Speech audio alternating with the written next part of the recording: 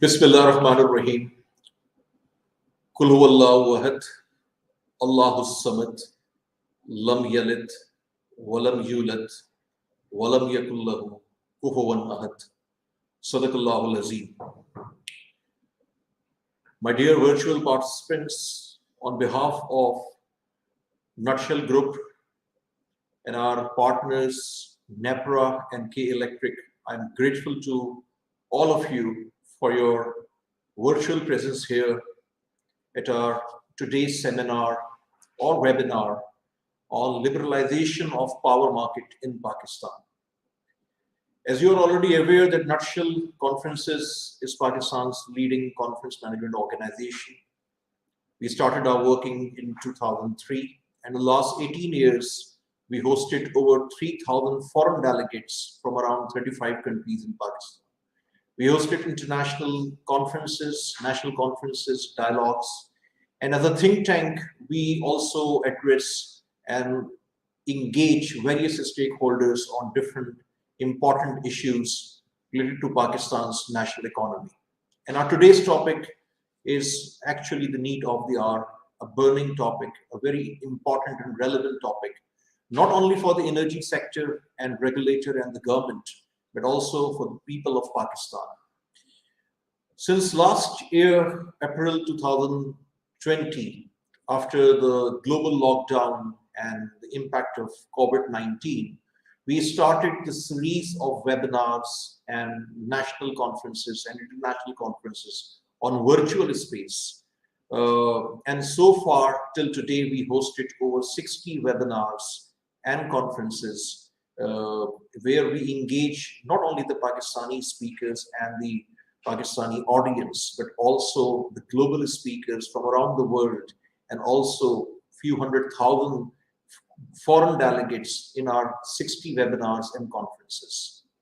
Our today's webinar's topic, as I said earlier, that this is very important because the future of energy is a series of webinars which will cover a spectrum of topics pertaining to Pakistan's current and future outlook. In addition to identifying roadblocks and challenges, the webinar series will promote cross-sectoral expertise to highlight opportunities and progress towards the vision of a robust power sector market. The objective of the first webinar of this series, which is today, is to seek insight into Pakistan's readiness levels to achieve successful liberalization of the electricity market. Countries across the world have successfully transitioned to open, liberalized electricity markets. And while Pakistan's progress on the matter has been slow thus far, the momentum has picked up under the vision of the incumbent government as well as the regulator. Our today's keynote speaker is my very dear friend. He is the chairman NEPRA, Tausif Farooqi. And there are several other speakers and panelists in our webinar, which I will introduce to them later. Welcome, Tausif, and this is our third webinar where Tausif Farooqi, a very active, proactive, and a dynamic chairman of NEPRA, is participating in the last few months. This is our third webinar with him. Thanks, Tausif, for your presence here. Bismillah ar-Rahman ar-Rahim. Yes, so now I'm requesting Tausif for his opening address for this webinar. And Tausif, over to you, please. Bismillah ar-Rahman ar-Rahim. As you rightly pointed out, I'm so proactive that I can't even wait for you to finish because I don't get into formalities. Nas came to me from KE about 1.5 to 2 months back, and she was quite eager to enhance relationships of KE with the regulator. And I gave her a suggestion. For me, as I learned it long time back, happiness and knowledge, these are two things which multiply on division. So what can be a better initiative than doing something together on knowledge front? And then we thought about topic, and I told her the best thing is our CTBCM initiative, because we want to get this information across to all our licensees and potential participants and stakeholders of our forthcoming CTBCM initiative. Just a very quick introduction. I'm an electrical engineer. Then I did my MBA from LUMS, which is a top-notch business school in Pakistan. I first served the technical side of WAPDA. Then after doing my MBA, which I took two years study leave from WAPDA, and then completed my MBA, I served the finance side of WAPDA. So I have, I'm probably very unique in the sense that probably only engineer in the industry of WAPDA who first served the technical side and then the finance side. Then I joined the first IPP project in Abu Dhabi in Pakistan called Kolrandu Power Company, whereby International Power took over 26% of the shareholding. And then I moved on to serve overseas. I went to Abu Dhabi and developed their top three power and water projects. And I returned on 5th of August 2019 as chairman NEPRA. And when I joined NEPRA, I did my little homework or due diligence. I just wanted to know what are the major things or challenges that I'll face, and I'll have to take them up, right as soon as I joined. So one thing that I came to know was that CTBCM was lying with us for over a year or so, and we have not cleared that. We had not even taken up the very first petition or hearing as our regulatory process demands us. So the very first major thing that I focused was CTBCM, because many people came to me when I spoke with them and they said this is an impossible task. This can't be done in Pakistan. So I took it as the major challenge, and I said no. This is where I'm going to put my emphasis, because we have three targets given in our act by the legislators. One is we are responsible for affordable, reliable, and sustainable energy in Pakistan. So to ensure that we bring the prices of electricity down, we could think of only two things. One is that we have to remove the inefficiencies from the existing system, biggest one being government being the single buyer of the entire electricity from IPPs, Gencos, and whatnot. So one thing that we thought of was that we have to liberalize our market, and we have to bring competition. So not only we have to take the government out of this business of doing power business, we wanted to make sure that the best players, they come with the best financial health and they participate on a comparative basis. So one, that we wanted to bring the prices of electricity down. Second is we wanted to modernize our power industry. So with these two aims, I first worked on with my team.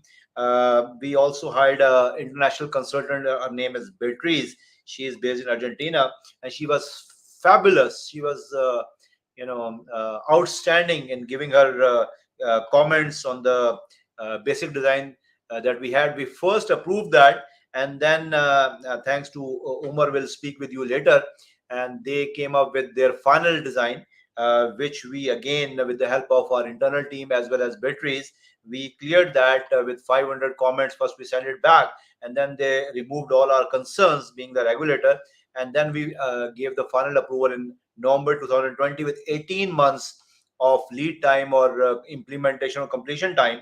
So we are very aggressively working on this. We have formed a market management group as well, and we are meeting very regularly. And NEPRA has two roles to play. One is that we are a regulator, we have to deliver this. We are responsible, being the regulator, to deliver on this challenge which was given to us by the legislators back in our 2018, where our NEPRA Act was amended, and CPPAG was given as the custodian to deliver on this initiative. So we not only have to ensure that CPPAG, being our licensee, being the market operator, they deliver on this, but we have to also chip in various ways. As a party, we have identified 19 parties or implementing agencies, or whatever you want to call them, all 10 discos and NTDC, NPCC, NEPRA being one of them. who are the key stakeholders and primarily responsible for delivering CTBCM.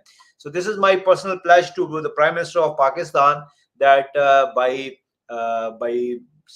April next year we will be inshallah able to deliver CTBCM, and we are trying to basically cater to 16% of Pakistan's market, which is using more than 1%, 1 megawatt plus. My colleagues are going to talk about it in more detail, so I won't go there. But there are a lot of things that we are working. We are working on the techno, commercial, legal side, and coming up with the regulation, all the required regulations to basically introduce new players in market like suppliers, like traders. So we are coming up with their regulations. One of our colleagues is working on that. So government is also delivering or working on the rules. Different rules are to be created to basically enable this market, and NEPRA is working on the regulations and also side by side giving very active advisory on those rules to the government of Pakistan, Ministry of Power.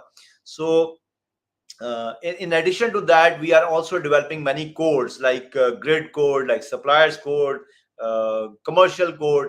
So all these, the discos being the incumbent discos will be governed by different codes.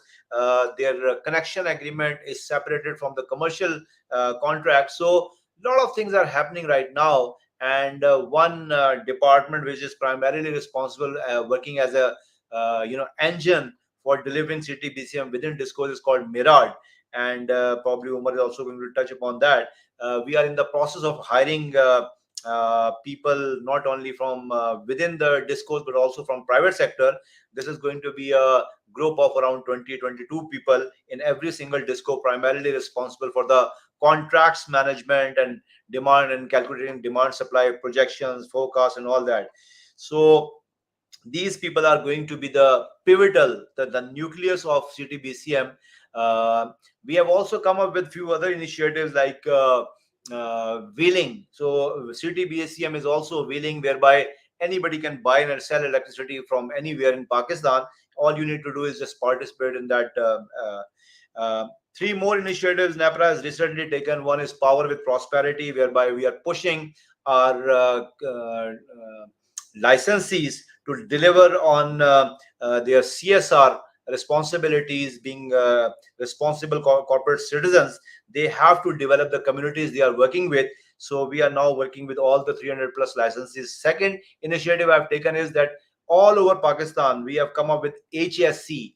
So I call it Power with Safety. The idea is that every single field operator who comes to work in the morning should go safe and sound and have dinner with their family in the evening.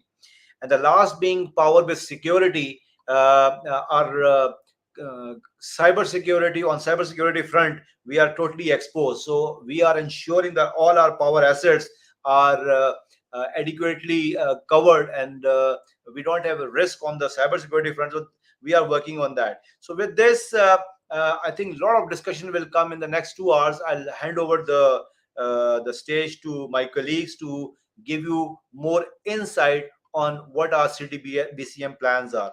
Thank you very much. I appreciate Nutshell Group.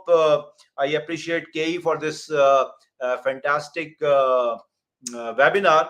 And just to add one thing, the webinars have become such a norm that 2 days back I was invited on a seminar where physically I was invited to deliver a lecture, and I found it so strange that a hall full of people were sitting and they were clapping and they were giggling and laughing. That was something very strange, because it is hardly the norm these days.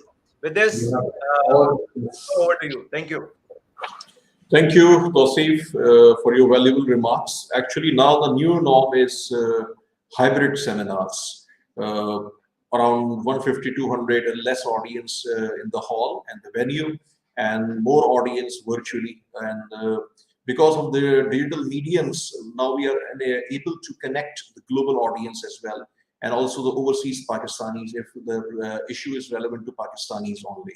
So now, ladies and gentlemen, I'm introducing the panel of our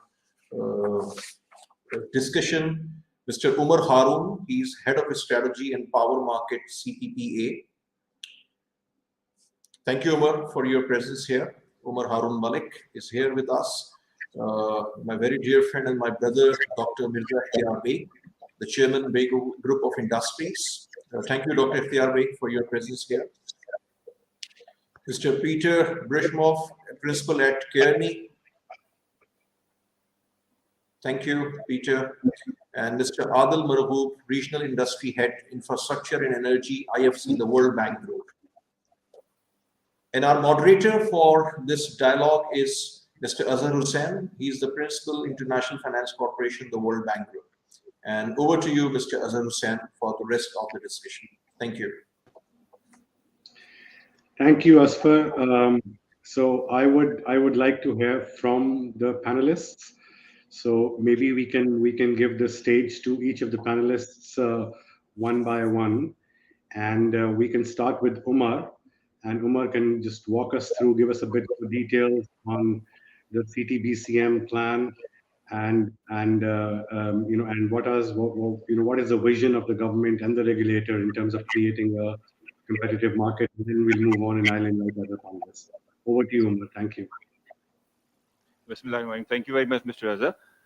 First of all, I would like to thank NEPRA and K Electric for organizing this session to, let's say, educate and disseminate information about CTBCM. I think this is very important because if the stakeholder understands the design itself, so it will be not only improve, but their participation will improve as well.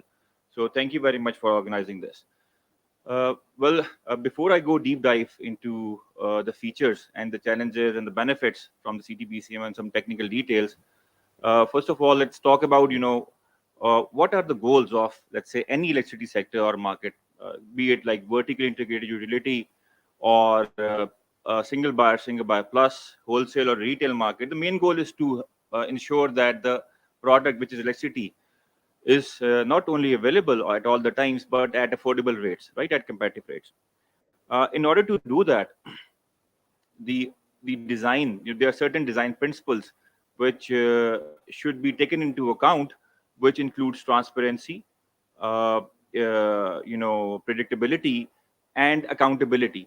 Now, these are the three principles that the market designers, while designing a wholesale market, because CTBCM is a wholesale market in which the bulk buyers are initially allowed to trade, will have choice. So these are the design principles that we have kept into account while we were designing the whole market.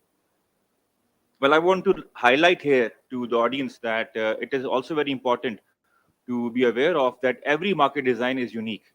So, there are, if you look at the global scale, there are several markets, but and because of the different design features, there are 8 to 9 main design features. They are different, and those design features based on the local conditions, because every market, every country is different in terms of its legacy contracts, its legal infrastructure, the regulations, the payment culture, so on and so forth, right? So you have to customize that. So there are like 8, 9 design features that you have to look in, and then design it according to the local conditions. That is very important to design and implement a successful market.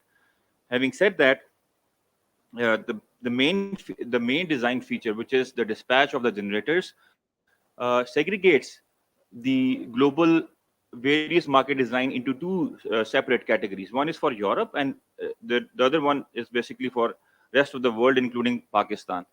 So European market, in that market, there are voluntary pools. The generators are not dispatched by the central system operator, so they are self-dispatched. So they are voluntary pools, and there is no centralized economic dispatch. So I think the audience is aware that by law, even in 1997, it was mandated. It is written there that all the generators in Pakistan are subject to centralized economic dispatch. This is just like gross pools, which are established in North American markets, South America, Philippines, and other parts of the countries, apart from Europe.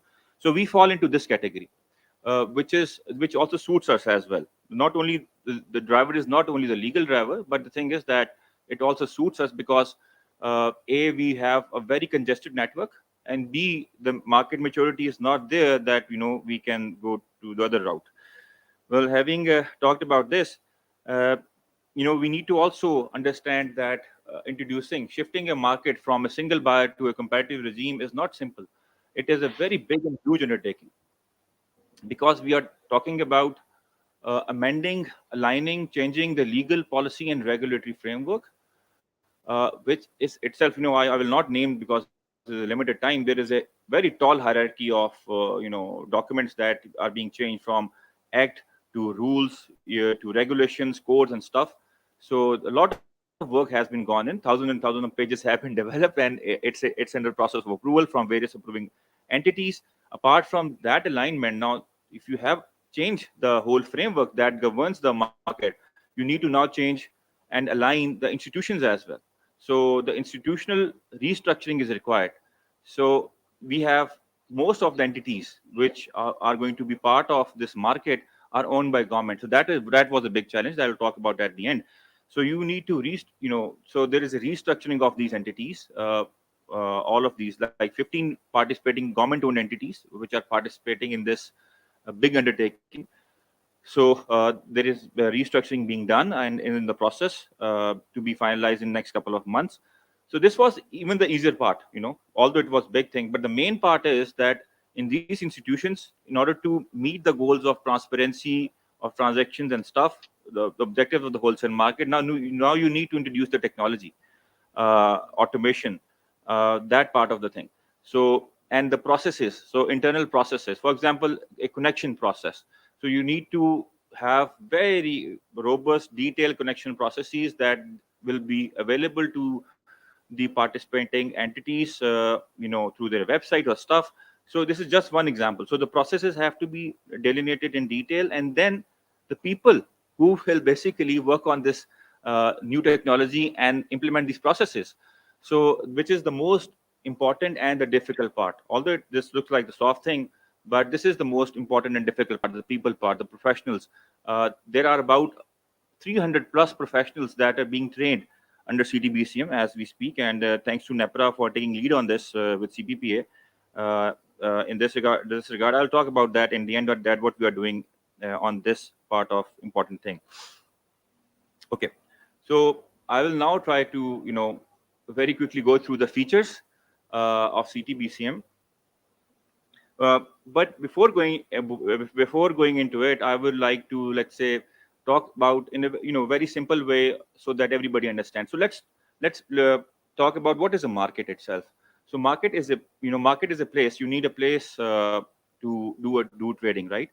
And in that place, there are organizers that organizes that trading. So in a market, you have sellers, buyers.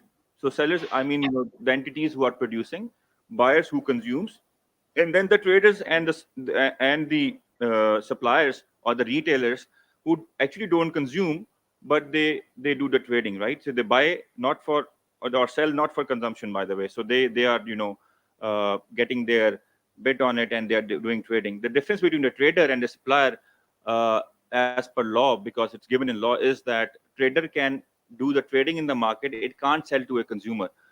The supplier can sell to a consumer. So this is the main difference. And so to do that trading, so the products are traded. So mainly the three products which are traded in any electric market are energy, capacity, and ancillary services. Apart from that, in a market, so there is a marketplace, there are organizers, you have sellers, buyers, traders, and suppliers. You have the products, and then you trade those products on the market price, right? So this is like you define a mandi or a market. Now, in CTBCM, I'll now relate that what we are doing in terms of these features in CTBCM.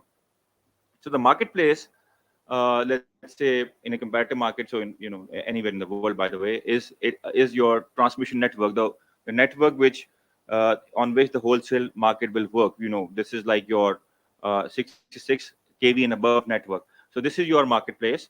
The organizers in the market, the main two organizers, which are the commercial and technical pillars, are the market operator, which is the commercial pillar, who will initially set up the trading and then administer the trading as the market is set up. and the other pillar is the technical pillar, which is the system operator, which will do the dispatch, centralized economic dispatch. So these are the two main organizers in the market. Now, they are called service providers. They don't have any commercial interest in the market, right? Then we have sellers and buyers. Sellers are generators. Buyers are bulk power consumers. So this is a bit important. I like to spend 30 seconds on this. So the buyers are of two types. Initially, in the wholesale market, the bulk power consumers, which are 1 megawatt and above, are allowed to have a choice. So they can either buy from a DISCO as a default supplier, or they can buy electricity, energy, or capacity from a competitive supplier of a DISCO, or they can do direct buying and selling from the market itself on marginal price. So the thing is that in terms of traders, these traders will be like private entities trading products in the market. But when it comes to suppliers, there are two types of suppliers. I've talked about that. Uh, just for example, distribution companies who have a wire company license, they do also supply. So they are suppliers of last resort for those bulk consumers who will not exercise choice to go out from their supplier contract. So they will be obligated to supply them, and they will be also supplying to the remaining all consumers, which are less than 1 megawatt. So this supplier is 100% regulated end to end, from their forecast to their procurement plans to, let's say, everything. Now the procurement of all the consumers which are supplied from the supplier of last resort uh, is is basically based on a regulated process and will be done on a comparative basis, minus the strategic projects. So moving forward, all the procurement will be done through an auctioneer in the market, through comparative auctions. So this will bring improvement, let's say, in terms of pricing regime for the end consumers. The remaining suppliers, let's say the comparative suppliers and the bulk consumers, these are the B2B transactions that can be done bilaterally between them at the negotiated rates. Umar, I'm sorry. I have a very tough job of keeping the clock. Right. So if you can wrap up in the next 2 minutes, Sure. I'll do. then come back to it, and we'll have a panel discussion. I want to maximize the time, for a Q&A session, so Noted. that we have a more active Yeah. session. Thank you. Thank you very much. So we're moving forward. So it's very tough, by the way. The subject is big. I'll try my best. Uh, the thing is that for there are two marginal prices initially in the market, because there are two products, energy and capacity. We have a balancing mechanism for energy, which will settle on hourly marginal prices, and balancing mechanism for capacity, which will be settled on yearly basis. Apart from that, okay. So I'll come to the benefits. So the benefits which will be there for the end consumers are enormous. For the bulk power consumers, for sure, they will be for more choice, so they can get, let's say, reduced rates than the incumbent suppliers. However, as far as other consumers are concerned, which are supplied from the discos, who don't have choice, so because the new procurement that will happen in the market will be only done through comparative auctions. So we anticipate that their prices in the long run will also decrease, right?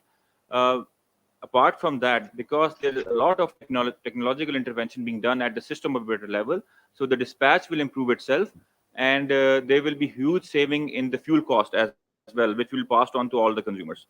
The challenges that I personally see is in terms of people, process, technology, and transparency. To address that, CPPA has institutionalized a power sector center of excellence in partnership with LUMS. I would like to thank Chairman NEPRA especially. With under his guidance and leadership, by the way, we have established that center, which is up and running. We will be training more than 400 professionals. The school has started, and in next 2-3 months, people will be trained, and this will go every year, right?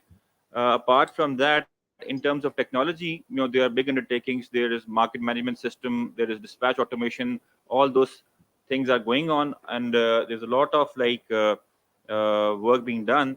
And the most challenging thing which I see in terms of culture is transparency. In order to ensure that the response that we have is that it is part of the policy, not only policy, but all the regulatory documents. The websites are being developed. We have identified the data sets and the information that we need will be available to all the participants, so that there is no information asymmetry, and everybody know what is the marginal price, why their generator was not dispatched, so on and so forth. With that, thank you very much, sir. Thank you, Umar. That was very comprehensive. I can now invite Dr. Ikhtiar Beg, to just give us a perspective, from the industry side as the large consumers of electricity, that maybe he can highlight, what are the current problems that the industry is facing, and how does CTBCM fit into that, and how does the industry view it? So over to you, Dr. Thank you, Azhar. First of all, I truly congratulate as far as nutshell conferences and NEPRA, Tawsif Farooqi Saab, Chairman, for this excellent initiative. The industry has been waiting for years, rather decades, but we was virtually helpless. CTBCM initiative was long overdue. I have been told that the government is in making a policy by April 2022 in close consultation with Ministry of Power, with NEPRA and CPPA. We had few discussions with K Electric because we wanted to prepare ourselves, the industry wanted to prepare ourselves for the forthcoming revolution in power market and liberalization, which will certainly help the industry to a great deal. My topic that was given to me was impact of market liberalizations on customer. I'm representing Federation of Pakistan Chamber of Commerce and Industry, FPCCI, in senior vice president, and representing various bodies of trade and industry.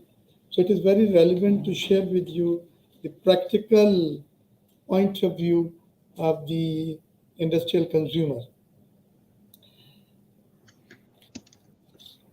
We was always wanted to have the permission to allow to purchase power from our next door company who is producing 10 megawatt and 3 megawatt is access.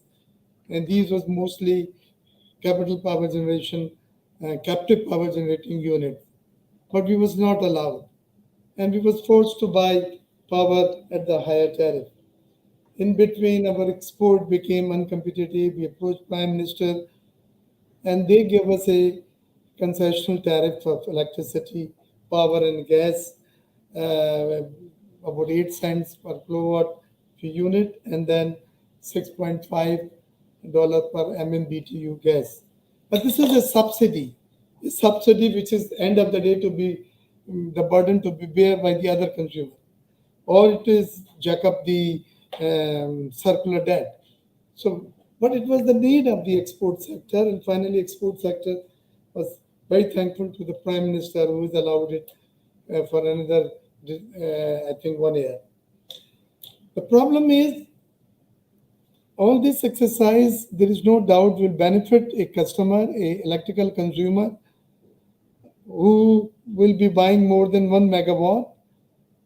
But then we have to see what are the regulations which will keep this mechanism competitive, like the wheeling regulations. It's very, very important. They must be very competitive and easy.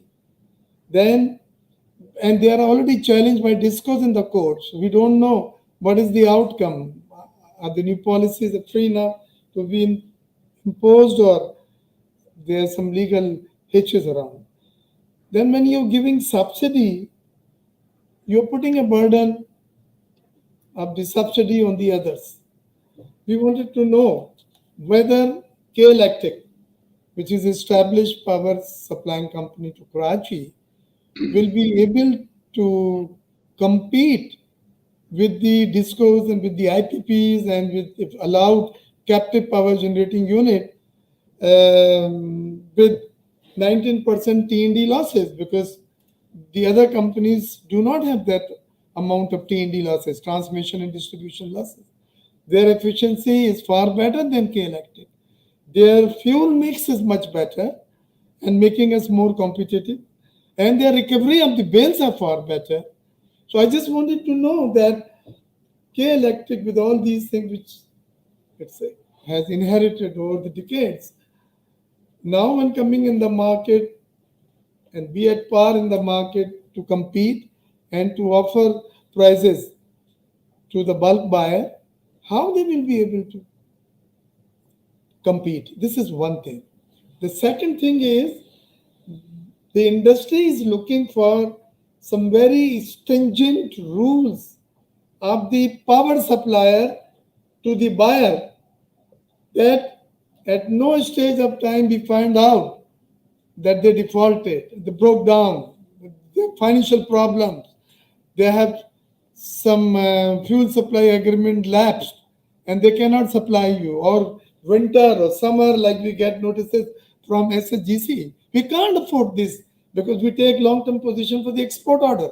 Our export order are lined up sometime 8 months, 9 months, and we do it on the basis of the costing of the power tariff that particular day, that particular month. So this is very important. The industry will request the regulator, and NEPRA particularly, to please ensure that the power supplier at no stage should back out. So if you are switching over from K Electric to XYZ, and after 6 months they are if and but, and they're trying to, leave the contract, that will be a serious blow to that industry. As a practical exporter, I'm telling you, and I think the learned speakers and the moderator and the chairman NEPRA, please note this thing. It is not just allowing them to sell at a competitive wheeling rates and some wheeling regulation with good efficiency and good recovery and lesser T&D losses, but at the same time, we should be ensured the consistent supply of power for that at least contractual period, which is agreed between the two entities. That is very, very important. And then I'll tell you the good news for Karachi is that the power supply, industrial power supply, has increased, by 11%, and industrial customer grown 16.53%. Though even in a COVID, even in a shrinking economy globally, Karachi industry is growing. The demand for the power is growing. That's a good sign. That's a good sign for the new policy, that there is a good appetite and there is a good potential because industry is coming in. I'll give you a very, very good tip. We have opened LC for $5 billion, mainly textile industries, and the concessional financing scheme allowed by the government, allowing import at 2 to 3%. And those machineries started coming now. They are at the port. They are in installation stage. They are in the factories or on the way in transit. Now, that will require a chunk of power, a really chunk of power and energy from the market. And there you guys come to play your important role to tap them. So I wish all the stakeholders good luck. It's a dream come true as an industrialist, as an exporter. This is a dream we've been waiting for. This is something we've been approaching to various quarters, but then in absence of any good policy, we was not allowed, and we are still obligated to buy from the existing supplier. But now there's a hope, and that will definitely reduce the cost of power. And not only reduce the cost of the power, it will create a healthy competition in the market, and it will open new avenues of investment, please. Because now, when I wanted to start an industry, there is still a ban on gas power in SGC. There's a moratorium. We are asked to buy RLNG. So these are the issues. A lot of investors are on hold. They are in wait and see. But this new policy and with this new initiative of NEPRA with the stakeholders, will be opening new avenues, a lot of new avenues from the industry for the suppliers, and I wish them all good luck and assure Federation of Pakistan Chamber of Commerce their full support and cooperation, because it's something excellent for the industry. Hope work out sustainable for a long term. Thank you so much. Thank you, Dr. Saab. You raised some important questions. You make some important observations. Those are all valid. So talking about benefits, let's hear from Peter, as to how other countries have fared. What are the sort of primary do's and don'ts? What have we learned, in other countries on their journey to a liberalized market? So, Peter, I'm sorry, I'll have to monitor the time a little bit more carefully now. So if you can wrap up in 5 minutes, that would be great. Over to you. Thank you. Thank you, Azhar, and also thank you for the opportunity to participate in a webinar on this very exciting topic. Having lived myself and worked on similar power market transformations in other countries, it is very exciting to see that Pakistan is on such a course as well.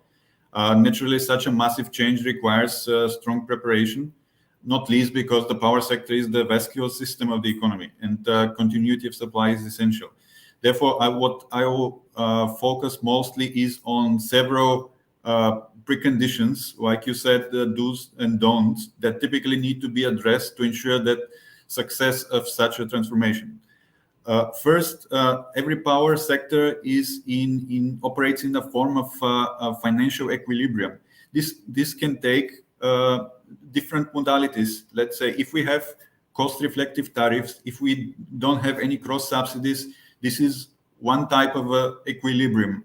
However, as we also see in Pakistan, there is a different type of financial equilibrium that entails those aspects. And when we are transitioning to a completely different market structure that is of the liberalized market, which as we have seen in most other markets in the early stages and subsequently also entails higher degree of volatility, we need to ensure this and plan for this financial equilibrium, how it will be maintained and how it will evolve over time towards the target state. So this is one key point that I would like to make, that the financial equilibrium needs to be ensured with the toolbox that is provided by the CTBCM and the new market structure.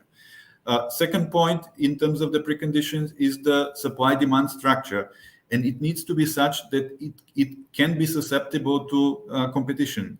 In Pakistan, as in similar other emerging high-growth markets, a lot of the capacity has historically come under long-term take-or-pay arrangements. The integration of those gradually into the liberalized market, in addition, of course, to the new capacity on auction basis and so on that was mentioned, needs to be carefully planned in order to ensure there is enough merchant power available on competitive basis to match the portion of demand that will be dedicated to the liberalized market. Last but not least, the stages and speed of transformation should also be planned in such a way that the risks towards continuity of supply are minimized and the transition costs do not outweigh the gradual build-up of the benefits from the market liberalization. This requires a stakeholder-aligned long-term plan for the transition, but also in the short term, a set of safety mechanisms, for example, what has typically been practiced in the form of dry runs, like 6 or 12 months of dry runs of the market to ensure that it can operate as intended before it is also commercially binding on the participants. And second major point that I would like to touch upon very briefly is in terms of the impact on the utilities side. My humble view is that Pakistan will be no exception, that we'll see major changes in how those operate. They will need to adapt to a competitive environment that is a revenue base that has historically been guaranteed will no longer be secured, at least for the generation, wholesale, and retail parts of the value chain. Competition will drive higher efficiency of utilities as well as for the benefit of customers and the economy. However, in addition, there are also opportunities. Market liberalization, coupled with the energy transition that we are living through, will also give opportunities for new revenue streams by offering new and better products to customers. To give you a tangible example, as we have seen, more and more power is not anymore generated only before the meter, but very much so also after the meter in the form of distributed generation. So in conclusion, given the time constraint, and happy to discuss further in the plenary, market liberalization will definitely generate value for Pakistan, not only in the next 1, 2, 3, 5 years, but for decades to come. And to maximize such value, it needs to be cautiously and meticulously planned and implemented. That's so far from my end. Thank you. Thank you, Peter. On that note, that it has to be very carefully and cautiously manage the transition to the liberalized market. I mean, that's one key message coming out from you. So over to Adil. And Adil, we'd like to hear from you that what is an investor or a financier, looking for, in a liberalized market? I mean, are there any sort of key bankability features that one has to be mindful of? Because you will need capital, to make this liberalized market work. So over to Adil. Thank you. Great. Thank you, Azhar. First of all, let me thank KE and the chairman for giving me the opportunity to speak.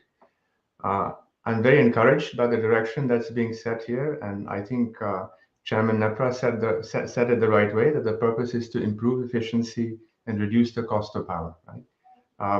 Pakistan needs it to be competitive and to grow. Right? So very encouraged, and as the IFC, we've been supporting infrastructure in Pakistan now for almost 40 years.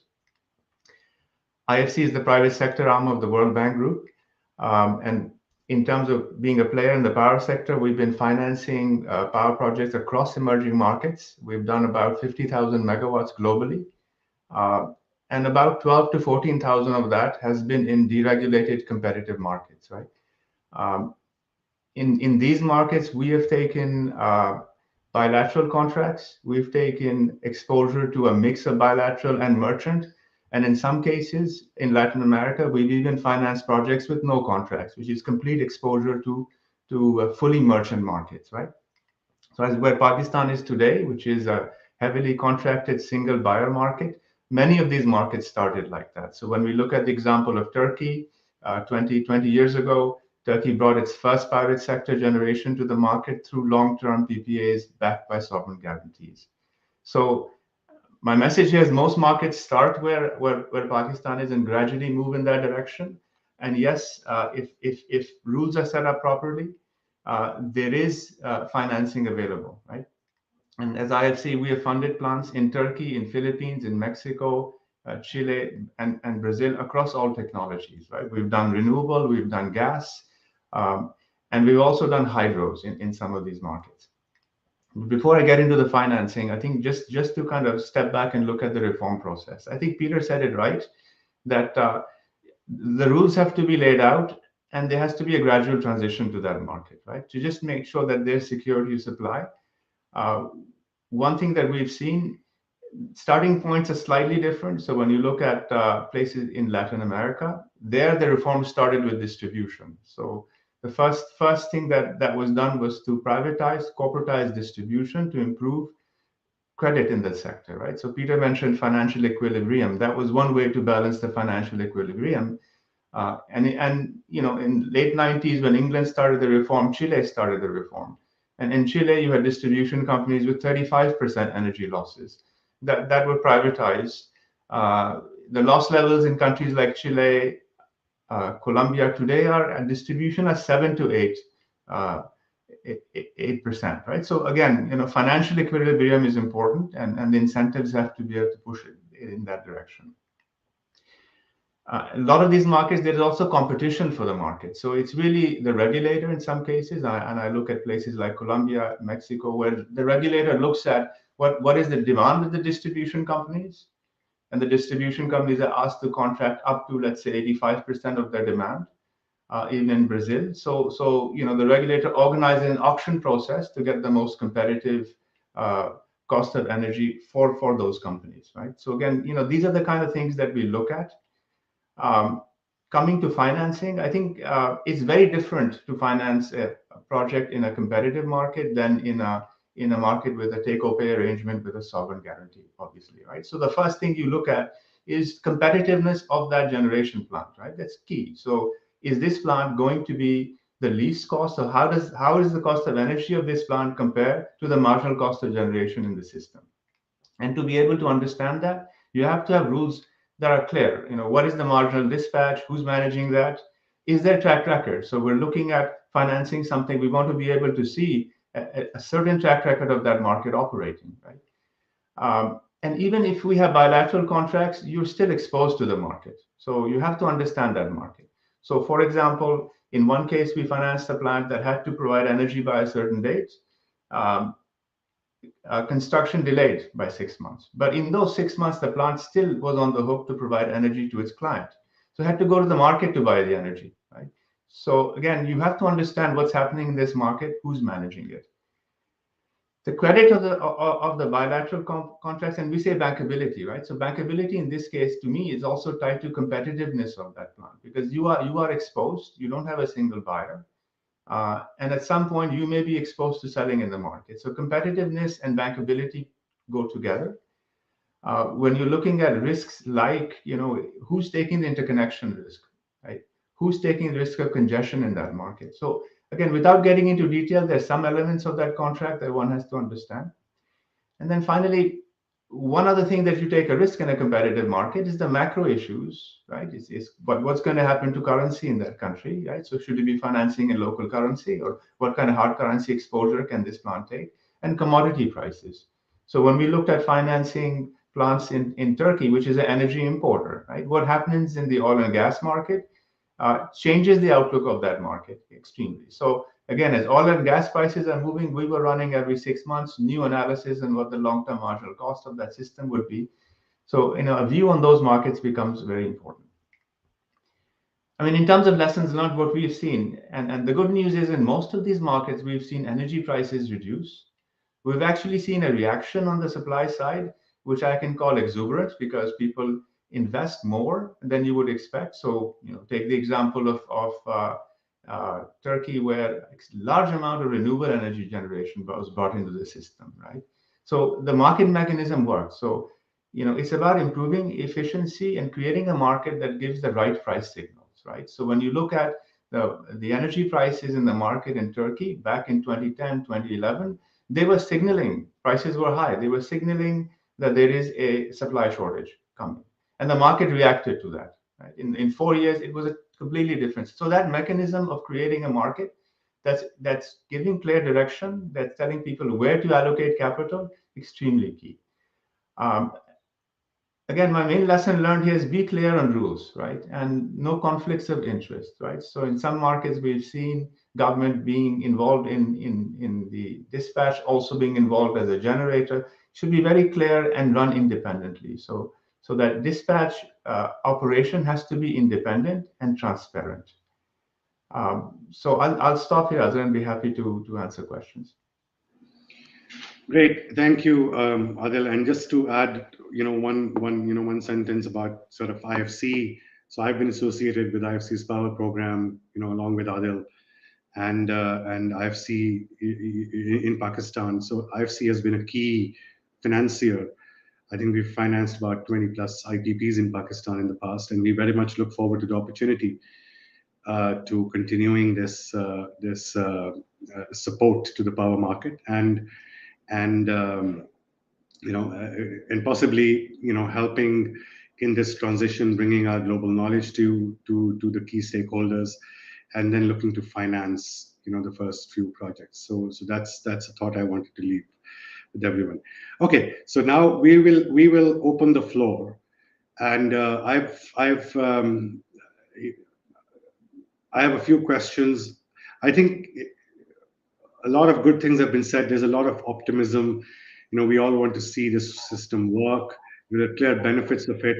I think that's, I would want to bring it down to the Pakistani context, right? That we are looking at Pakistan, the current demand situation, supply situation, regulatory situation. So I mean, looking at one thing that comes to my mind is that we have seen in a lot of liberalized market initiatives, that demand growth, which is a function of GDP growth, is a very important factor. So in Pakistan, I was going through the IGCEP report, and the demand growth is estimated to be about 4 or 5%. Looking at various GDP growth scenarios, and there is a lot of committed and contracted capacity, that's already there. So I would just bring this point to the floor, that with so much capacity contracted, the demand growth, is good but not great. And we're looking at GDP growth. I mean, it's a function of that. If GDP grows substantially more than projected, then the demand growth will be more. But these two factors are very important. So maybe if I can request Tausif just to give his vision on this, that how do we balance these two factors? I mean, how would we create a merchant market when we've contracted about 20,000 megawatts of Sure. of IPPs already, and where would the merchant market come from? And then I'll invite Dr. Beg as well, and the entire panel, that they could share their views. So proceed over to you. Yeah, Azhar, thank you very much. Very interesting question. I will address your question, and I will also try to touch a few questions that were raised by Mr. Ikhtiar Beg. So thank you very much for your kind words. Let me be very honest with you. Today's session, I wanted to see two most important stakeholders that we have. The ultimate beneficiary, which is the business community of Pakistan. You are representing that. And the second I wanted to see was some plants or some potential investors who would be interested in this business, or some existing plants. So that would have automatically answered my friend's question, actually. But let me start with the last question first. We believe that we have suppressed the demand by jacking up our price to a level, and if we somehow bring down the price to an acceptable level, our demand will not increase linearly, it will go exponentially high.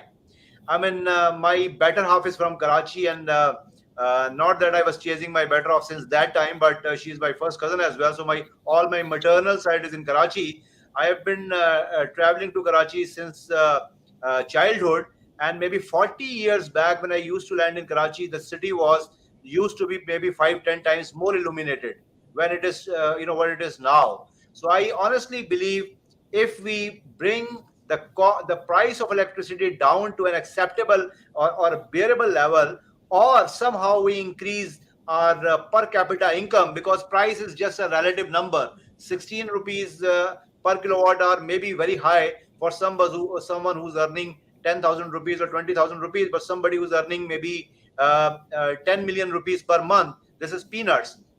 So the point is, we are working on that. We can't at NEPRA, we can't jack up the per capita income of my countrymen, but we are doing our level best to basically bring down the prices as much as possible. We have a very strong belief. Not only we are going to allow part of existing capacity to compete in CTBCM, but with the competition, when the prices will become reasonably lower, there will be an increased demand, and the private sector will jump into the opportunity, because private sector is only going to come when the business is lucrative for them. They have a chance to make money.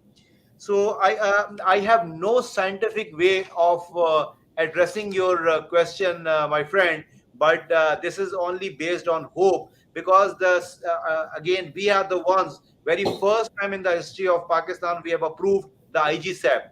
And the idea is to develop Pakistan's capacity on a scientific way based on demand supply situation. NTTC was supposed to bring it to for our approval 16 years back, but it just happened out. So when I came here, I asked my guys how many licenses we have issued, and they told me 62,000 megawatts worth of I said, and what is the demand? That was 24,000. I said, why did we issue so many licenses? And they told me, because this is our job. I said, but this is also a job to keep a, track. I almost banged my head on the wall that this is our job, we don't have to see. So very first time, I'm very happy on that.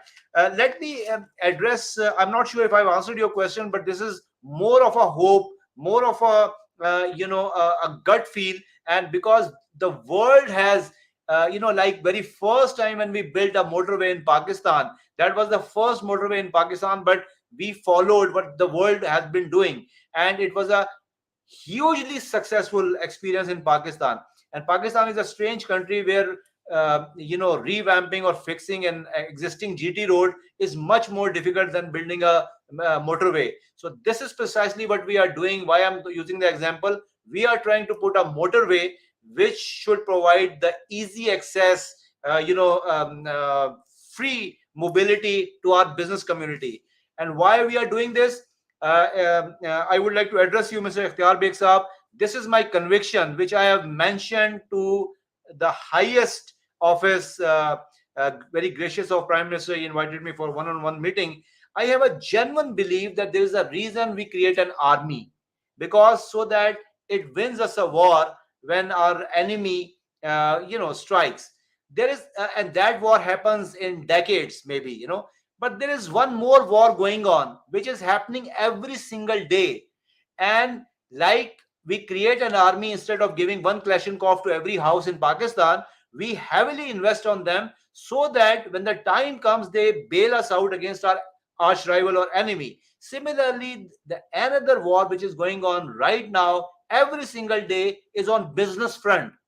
And who is there to bail us out from this situation? Can we automatically jack up the per capita income of every Pakistani without our army, which is business community, jacking up the exports, the manufacturing, the production, the jobs, the blah blah blah, taxes, everything? So this is no brainer. We have to work with you guys to facilitate you, to give you as even if we have to starve, it's totally other way around. In Pakistan, you guys are, Pakistan is a strange country whereby 90% of our consumers are domestic consumers, and 79% of those 90% are heavily subsidized. Subsidized by whom? Like people like me who can pay our bill, people like business community, commercial, so business community, instead of being protected or given very preferential, let's say, tariff to do the business and compete in the world, they are actually burdened with additional cross subsidy, actually, or stranded cost. So I have been, Ikhtiyar Sahab, you will probably know, NEPRA came with the most fantastic, most investor-friendly wheeling regulations, whereby you just have to pay 2 rupees of distribution company, 1.5 rupees, and NTDC half rupee, 2 rupees, and you can buy and sell electricity from anywhere in Pakistan.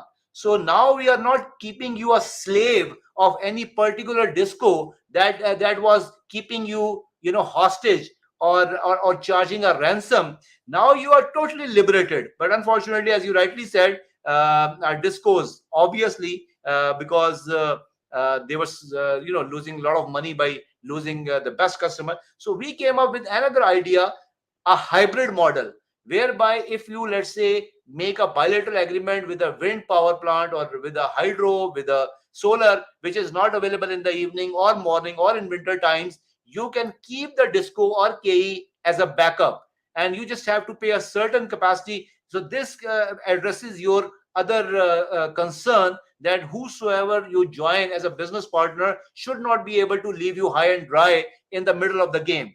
So you don't have to worry about that. My personal humble request to you is, we should actually have a very, very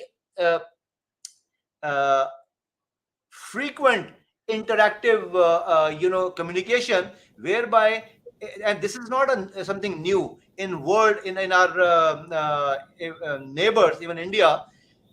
Government asks certain business community, what is your most competitive rate at which you can compete and jack up exports for the country? And then business community defines or desires electricity rate. Here it is other way around. I tell you that you have to pay 20 rupees and now go and compete. Whereas let's say in the competing countries, the rate equivalent to Pakistan is maybe 5 rupees or 7 rupees. So now we are giving you a chance. You can, NEPRA has already considered the option of BPCs. You can come up with your own self generation, no question asked. If you are not connected with the system, you can produce, and even you can sell your excess electricity to the government of Pakistan, or basically discos. So net metering, as I'm telling you. So there are lots of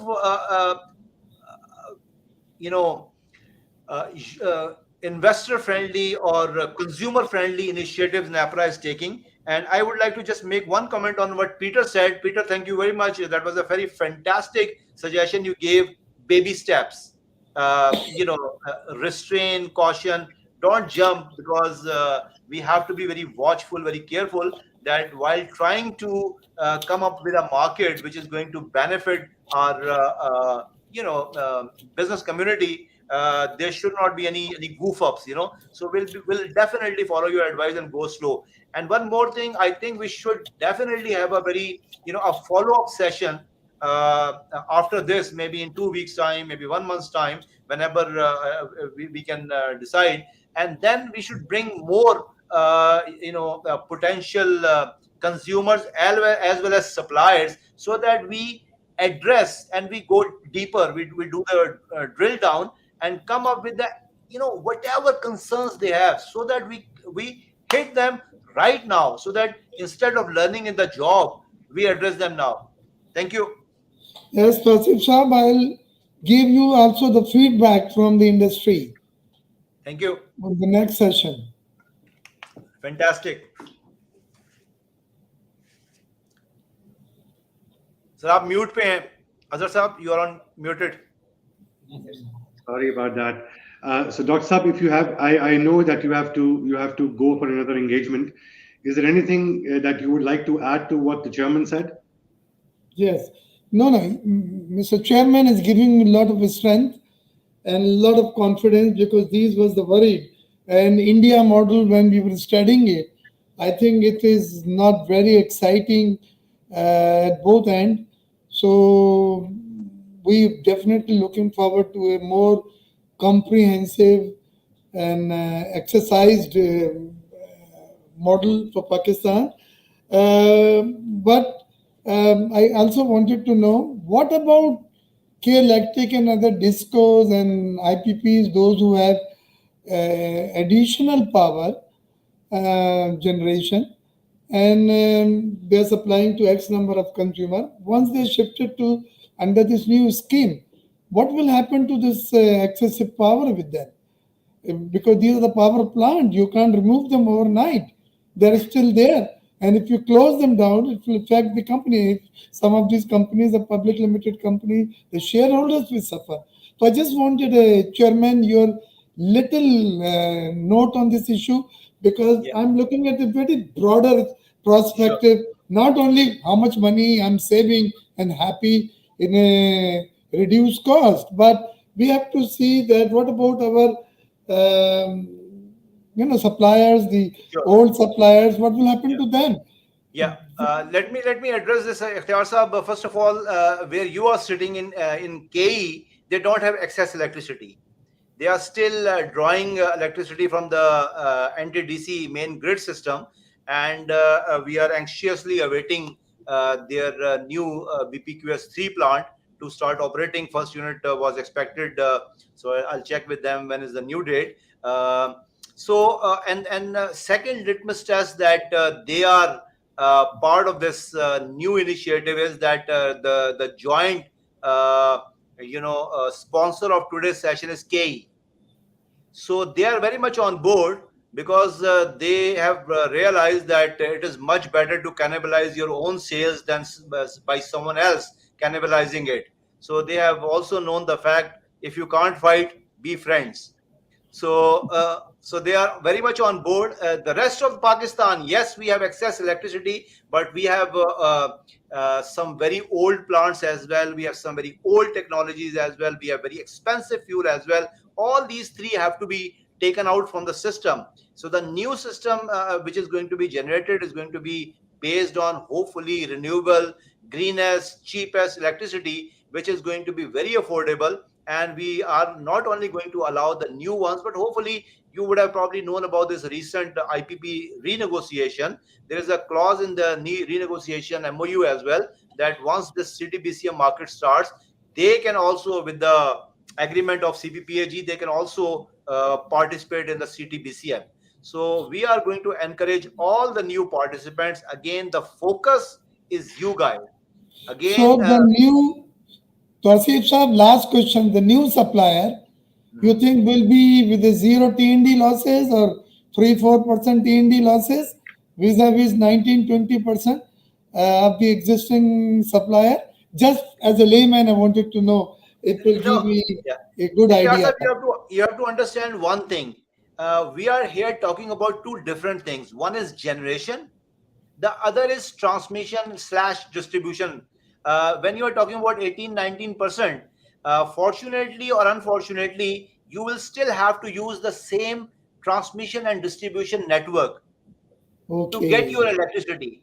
But when the cost of transmission and distribution is probably 10 to 20 or maximum 25% compared to the overall price of the electricity. So if your 75 or 80% is going to be 1/3, if you will add this existing expensive, let's say, transmission distribution, it will still be may not be 1/3, but definitely much less than 1/2 actually. So we are right now targeting the lion's share here, which is the generation cost. Very clear. Great. Thank you, Tausif. If they are say, I think we should meet up whenever you guys are coming to Islamabad. You're most welcome to come and see me. I'll be more than happy to visit you whenever I'm in Karachi, because we should get this. Maybe I'll bring as far Umar as all my contacts, pleasure and honor to have you. I found you very candid and straightforward. Thank you very much, sir. Great. So if I can come in now, so I know Umar wants to add, to this discussion, so I'll invite him as well. But just very quickly before that, Peter, if you can just sort of maybe just add a few comments. Pakistani context, that where we have what we have in terms of the contracted generation capacity, where we have projected demand, and I completely hear the chairman's view, that the demand side is a bit constrained, because once the prices of electricity come down, there'll be more consumption. But Peter, very quickly over to you, and then Umar, over to you. Thank you. I would say it in this way that yes, the new IGCF has significant portion of contracted capacity, 20 plus gigawatts. At the same time, I believe, and again, this is my opinion, it goes in the right direction in terms of the fuel mix, indigenization of the fuel, of the fossil fuel, and a substantial share of renewables. So because the underlying cost of the energy, and especially the part of, as Mr. Chairman mentioned, the part of the tariff that will be exposed to the liberalization, which will be essentially the energy component of the generation component of the tariff, this will be significantly affected by this shift in the fuel mix. Second point is, yes, in terms of the structure, how this capacity is, commercial structure, how this capacity will be brought on board, maybe it will be some form of long-term agreements.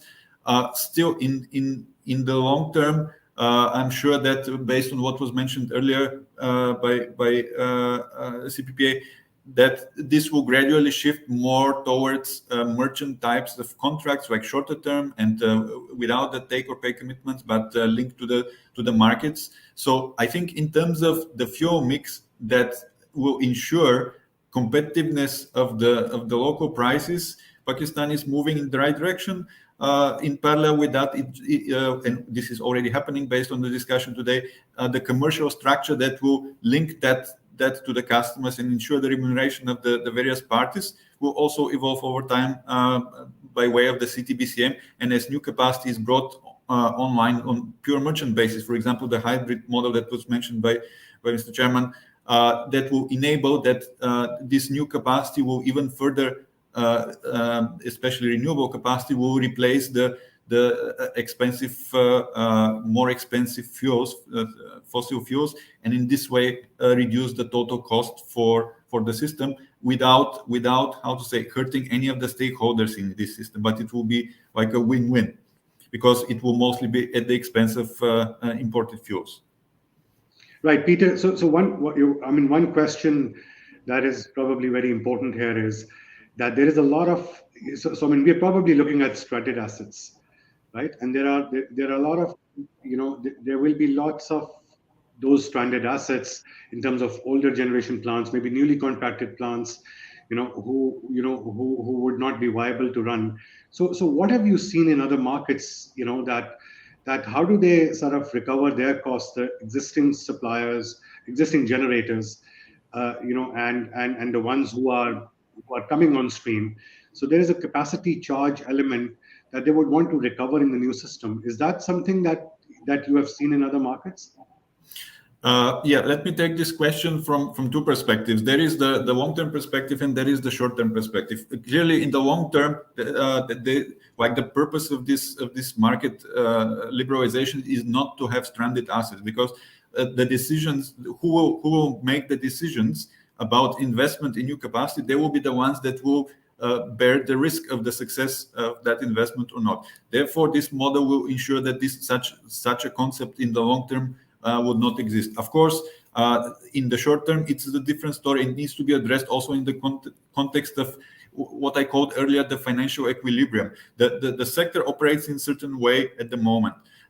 This equilibrium needs to be maintained, of course, with a view to the long-term solution where these stranded costs will be eliminated. But still, in the short term, there need to be these mechanisms which will ensure that the equilibrium is maintained. And a few examples how this has been done in other markets. We see in some countries like Turkey that take or pay contracts were shifted and dedicated to a separate company, but there again, like they were relatively much smaller portion of the total capacity.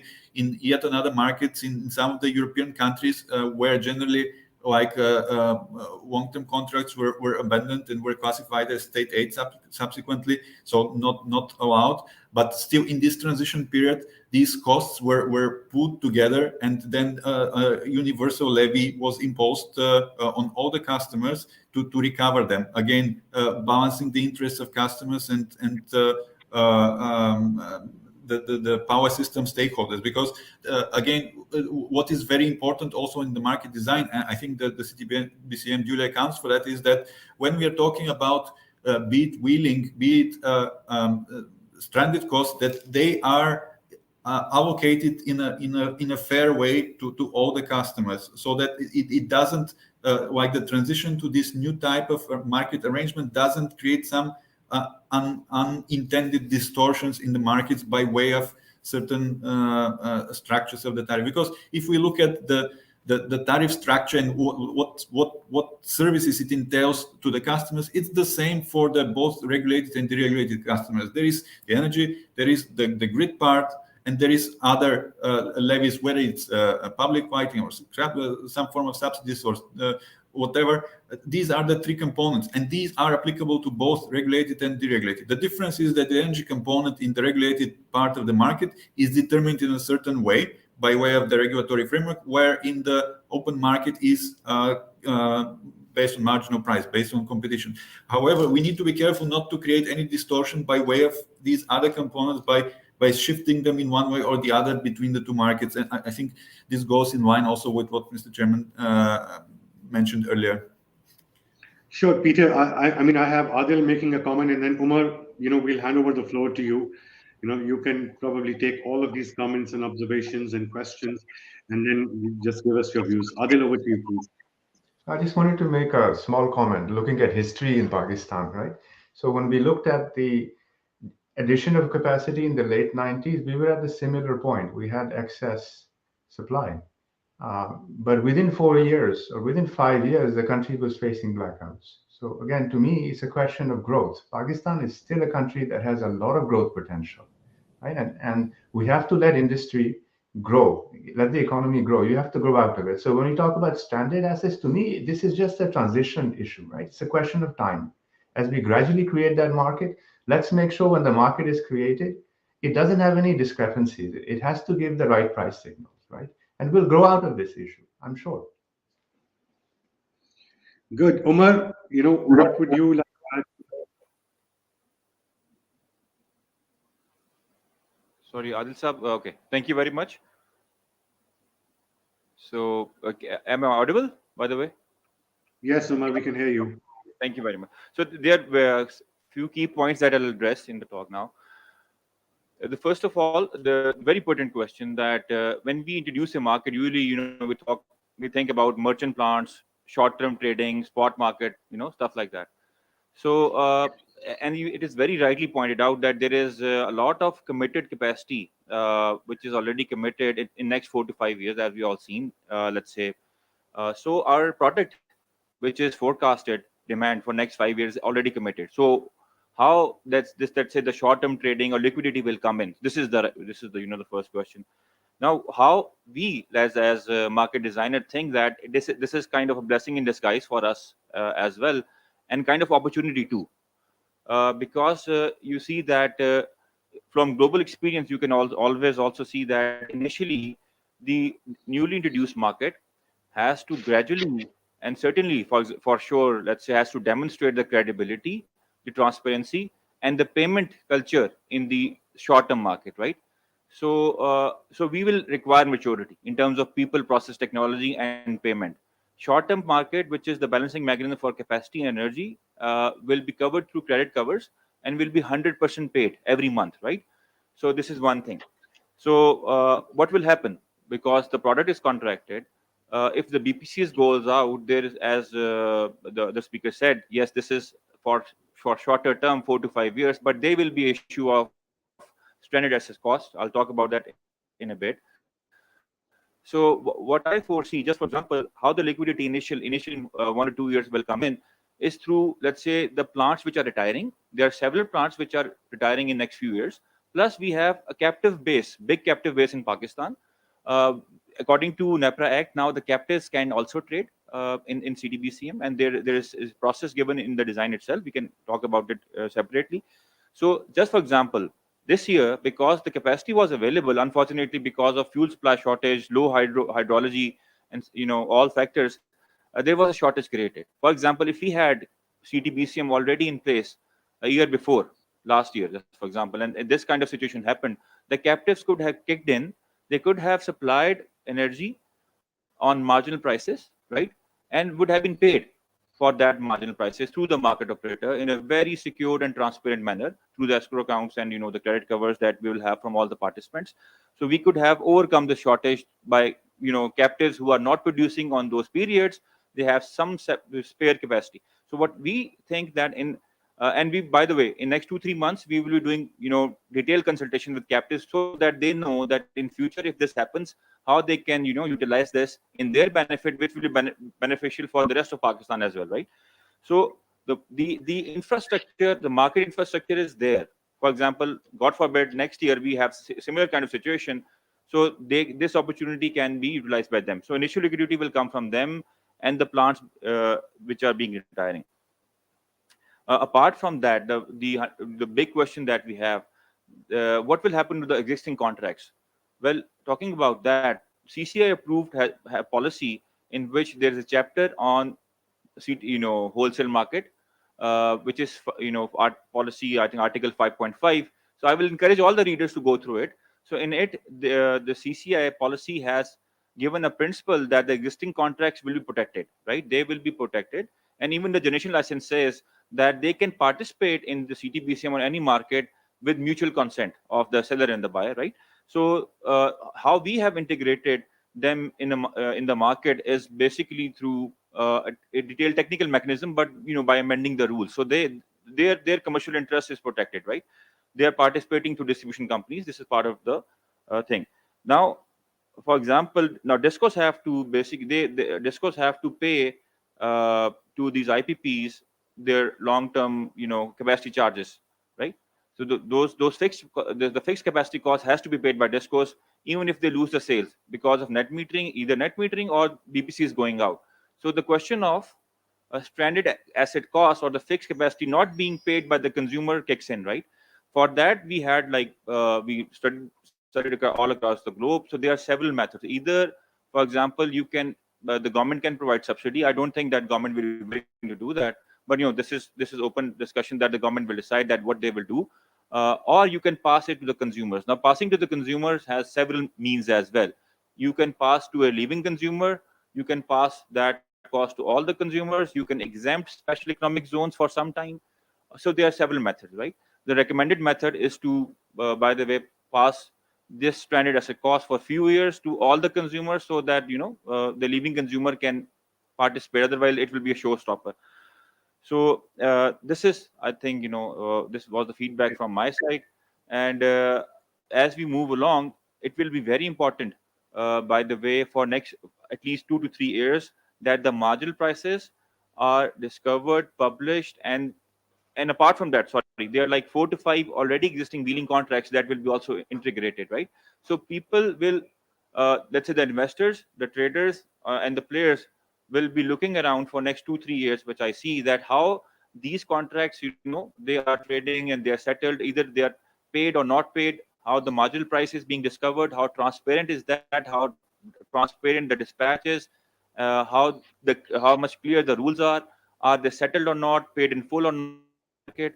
And after 2 3 years, this will kick in. So I think, uh, with having this is not an issue for us, by the way. This is a blessing for in disguise that will give us the time to mature. Thank you. Correct. So Umar, there's a process and there's economics as well, right? So the economics will evolve, right? I mean, I think this discussion has established that there is an issue around stranded assets potentially, or capacity charges. So that will have to be seen, that how does that pan out. So I'm mindful of the time. I wanted to pick up the very important point of the role of distribution companies. I think Dr. Iftiar Beg also mentioned in his comments. So I'd like to start with Adil. That what has IFC seen in such transitions? That the distribution companies, how comparable they are in terms of the setup that we have in Pakistan, where there's one private utility, and there all others are state owned. I mean, is that a common practice? Have we seen this in other markets? And after that, I have a few more points which we can present for discussion. So Adil, very quickly, if you can comment on that. Different markets start at different points, right? So as I said earlier, in Latin America, when liberalization happened, late 80s, early 90s, the first step was to unbundle. So there was like Pakistan, state-owned entity that did transmission and distribution and generation. So the unbundling happened in a lot of these economies, like Brazil, like Mexico, well, like Brazil, like Colombia, less so in Mexico. And distribution was privatized first, right? And that's where the credit issues were, right? And then based on that, when the government brought in private sector into generation, in most of these markets, you didn't enter into long-term take-or-pay agreements with sovereign guarantees. Other markets like Turkey, where you entered into long-term agreements 20 years ago, they then created the market. And then after the creation of the market, actually distribution was privatized in Turkey in the last sort of 5 years or so, right? So ultimately, private sector engagement in distribution has led to reduction in losses and increase in efficiency, right? So whether you do that first or you do it later, at some point that helps provide financial equilibrium. Now, having said that, I think that each market is different, and in Pakistan you have different distribution companies, each with different areas that they cover with different mechanics, right? So you may not be able to remove government support across this sector like this, right? So it's a gradual transition, but the point is to bring efficiency into the system. We've seen with K Electric that there has been a reduction in losses. So I remember when K Electric started, or when we engaged with them as an investor almost 14 years ago, losses were estimated to be 35 to 40%, right? And gradually over time, service is improved and losses have reduced. So there has been improvement in that sense. If you look at the Philippines, slightly different market. You have one large entity, which was always private sector driven, Meralco, that continues. So ultimately, most of these markets end up with some level of private sector participation in distribution.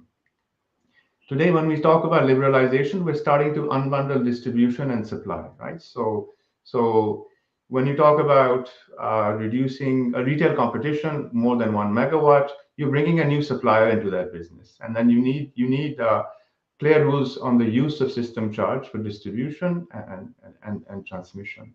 But there is also the concept of a supply of last resort. And most of these markets, what happens is as you bring down the level of consumption that's open to retail competition, there is always the choice to remain with the incumbent, right? Because you don't want disruption in the market. So that's at another level between distribution and supply, how you transition, right?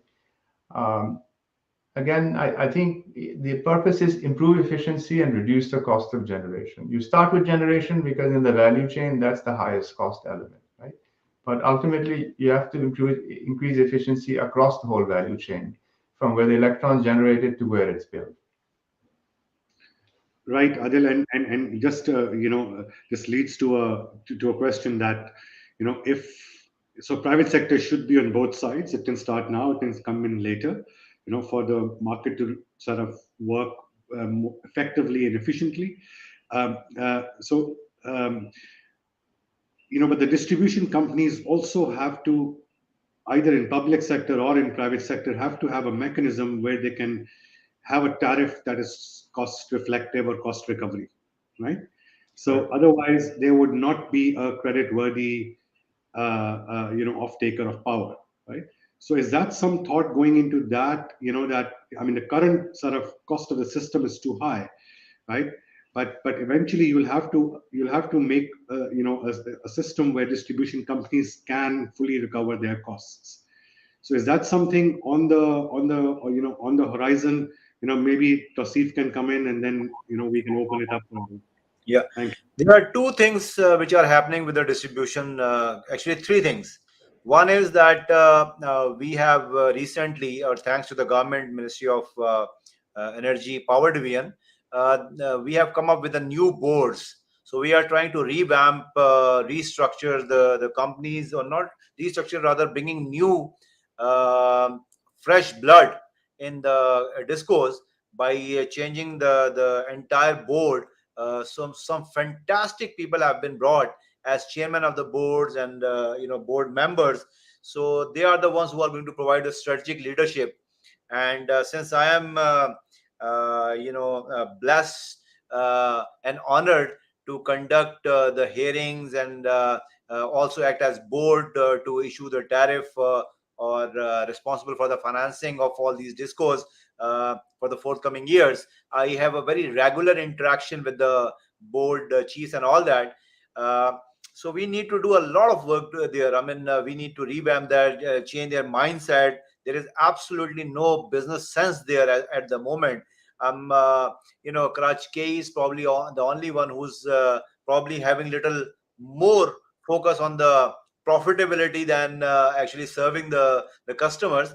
But the other ones, they don't have any focus on consumer, the service part of it, or they are not consumer centric. So a lot of mind change is required. So I'm having very ongoing sessions with the chairman of the board, trying to bring some sanity in these boards. So hopefully you will see some changes with a new board. Then we are working with the Ministry of Privatization, or Privatization Commission as we call it, for the privatization of discos, because that's ultimately the solution. So that's where we are working actually. So basically two major, one is to try revamp the existing infrastructure by bringing as best people as we can, not only in the board and chairman of the board, but also in the C-level positions. And the second is basically ultimately privatize. Yes, third thing that NEPRA has done, We have already bifurcated each disco into two major businesses. One is distribution or wire business, and the second being supply or retail business. So now for the last 2 years, we are actually getting their petitions even on these two bases. The idea is that distribution side or wire business is going to be a natural monopoly like it had been in many countries. Peter will vouch for me. He's already shaking his head, so I take it as a yes. Yeah, whatever I'm saying is yes. So but supply side is where we would like to see some competition. The best model that we already have in Pakistan is the telecom model, whereby what we did was there are two things required. One is technology, the other is competition. We very much have the technology in power sector, but the only thing missing right now is competition. We have not allowed it, we are not allowing it, but with the CTBCM, very first time we are attempting to bring some competition. So we are planning to basically, as you probably know, that is also a injunction by High Court that we cannot get away with the uh, exclusivity that we had given to all these discos as part of their licensing. But the first one, I think ISCOs is finishing on 1st of November this year, and then so on and so forth. The last one being I think KE in 2023, mid of 2023. So from now until 2023, all these discos will lose their exclusivity. So what it means is in the same territory we can bring more players. So the private sector has now it's a paradise for them. They can jump into whatever territory they like, and since we have already sort of bifurcated the business, we can bring competition on the supply side. Sure, no, very helpful. Yeah, so anybody else on the panel would like to share something on this point before we move on? Yes, Umar.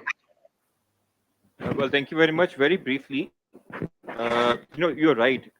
Basically, it is about the performance of that distribution utility. Today in Pakistan, they are doing two businesses: wire and supply. So, from even in the current market or in a comparative market, you need to ensure that the wire company is they have a reliable network, and the connection time is as per the specifications. So in order to do that, it's easier said than done, but there is a whole big framework which is called distribution code, grid code, performance standard rules, and so on and so forth, right? And they need to be followed. So by the way, the privatization or the ownership issue is not in our hands. So we are working on controllables, and the biggest controllable that we have is to enhance the capacity of these distribution companies. So what we are doing on that end, as Chairman Saab earlier mentioned, all 10 distribution companies, alhamdulillah, they have approved a strategic business unit, or you can call it market implementation and regulatory affairs department. All 10 discos, right? So it will be about 20 people in that, and they will be looking at transmission planning, forecasting, regulatory compliance, contracts, and these kind of things. We are hand holding them right from the process of selection of the people from the market. So for example, faculty experts, including people from CPPA, are part of the panel selecting those good people, because we want quality stuff there, on contracts from the market, right? In these Mirad. So, and we have established their processes, we have established their even JDs as well, so, with discos. Now the thing is that the process is being led by discos, so now they are being trained at Power Sector Center of Excellence at LUMS, so on these codes, performance standards, rules, connection agreements. So this capacity which lacked in discos for last 20 years, which should have been there 2 decades back, is now being built as we speak, which is a big reform in itself, right? So the thing is, not only this, so there is a strategic business planning committee also being established on our recommendation in the boards, and so this will go to the board, right? Because this is their business. This reliability, the compliance to the standards is required otherwise as well. So there is a seriousness there. There's good competent board as well. So there is a ray of hope, I would say. So this is the controllable thing that we can do. Yeah, And one thing I would like to add here, Azhar, if you allow me kindly. The good news is that this power sector excellence center that we formulated in within LUMS, we had our very first session today.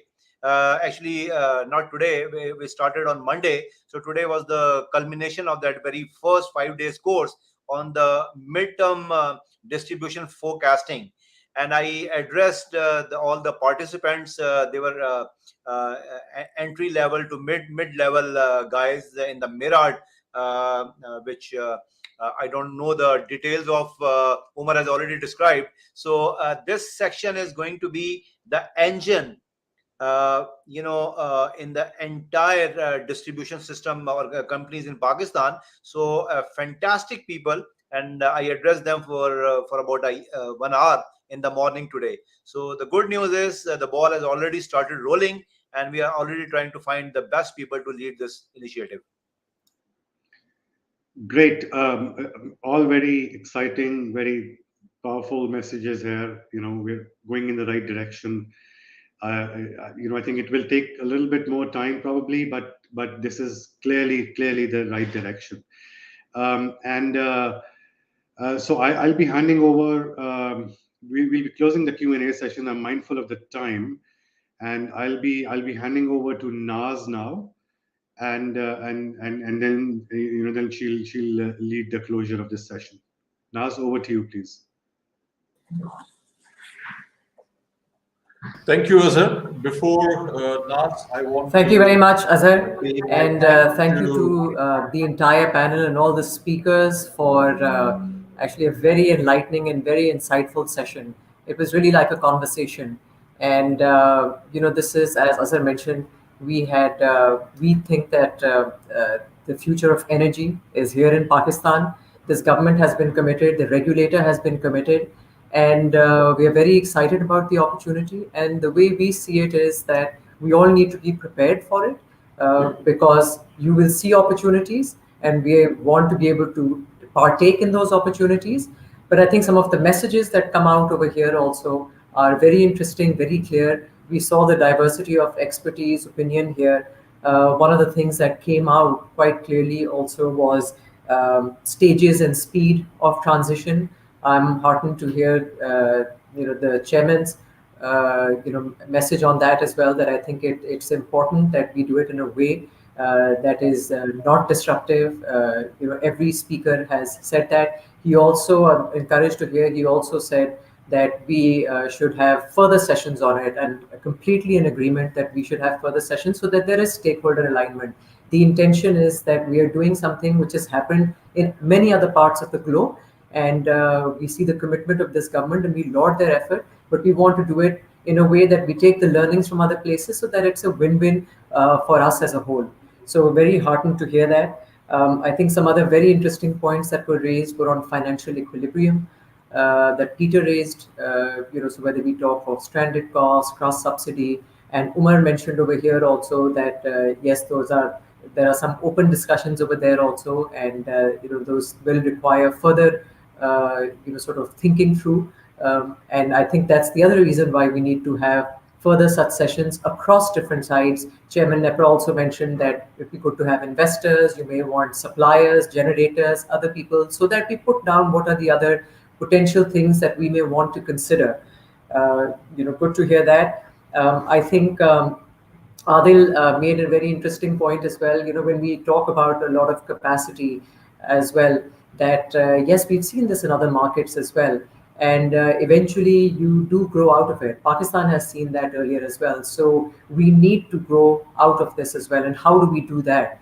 That in itself can be a topic of discussion as well. And I know the government is looking at this as well when you want to see how you can grow out of it.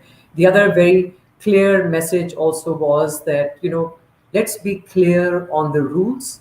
Let's make sure that there is no conflict of interest. So that all the people that want to come in, whether it's investors or suppliers, people know and they can plan with some certainty in terms of how we want to take our participation forward. That becomes extremely important, the rules of the game. We also discussed potentially having a dry run of, let's say, the CTBCM, because utilities play they play a very important role. They offer a very critical service. Any small change can have a very significant impact on the lives of millions of people. So when you're doing something like this, you want to do it in a way where everyone also understands. how this transition is happening, so everyone can account for it and make the changes necessary. So I think all very good points, and I'm very, very thankful to all the panelists. Chairman Saab, you pointed this out at the beginning. You very graciously accepted and you suggested this thing. I think it was an excellent idea, and it is the first of our Future of Energy webinar series where we want to bring in diversity of opinion, expertise, with the intention that this is going to, inshallah, be a very successful transition for Pakistan, as long as we all discuss, debate, and bring forward positively constructive ideas to take this forward. So with that, I'd like to once again thank all the panelists. Azhar, thank you for that very well moderated session, and I'm going to hand it back to Asfar. Thank you, Nas, and thanks to all the panelists, the chairman, NEPRA, Mr. Tawseef Farooqi, our panelists, Mr. Umar Haroon, Dr. Ikhtiyar Beg, Peter Breshimov, Mr. Adil Marahoob, and also our moderator. So it was a pleasure to be with all of you as we discuss an extremely important subject of liberating the electricity market, which will have a cascading effect on the future of the country. Ladies and gentlemen, Pakistan's economy is recovering in a post-COVID world and headed towards more growth and modernization. We are spurring innovation to keep our competitive edge in the fast-paced world. The utility sector, and particularly electricity, has a very important role to play in shaping this transition. A few days back, I had a detailed discussion with CEO of K Electric, Munis Alvi, regarding the topic. And before this discussion with Munis, I followed the general perception that incumbents are resistant to change or not focusing on these topics in earnest. However, I found Munis and his colleagues of KE very open and positive, which was a refreshing change. During our discussion, we agreed that liberalization of the market is a positive step, and the strategy needs to be flexible so it can be adapted to our politico-economic dynamics.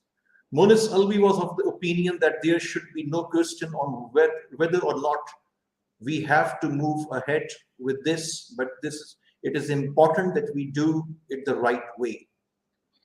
At the end of the day, KE and many other players in the sector are open to making this successful.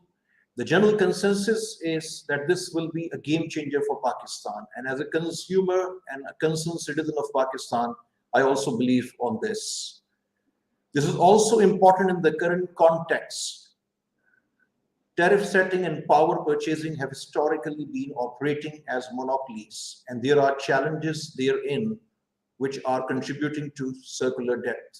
The Ministry of Energy, Ministry of Finance, and federal government have been working actively to mitigate these issues, and this gives me faith that we are on the right track.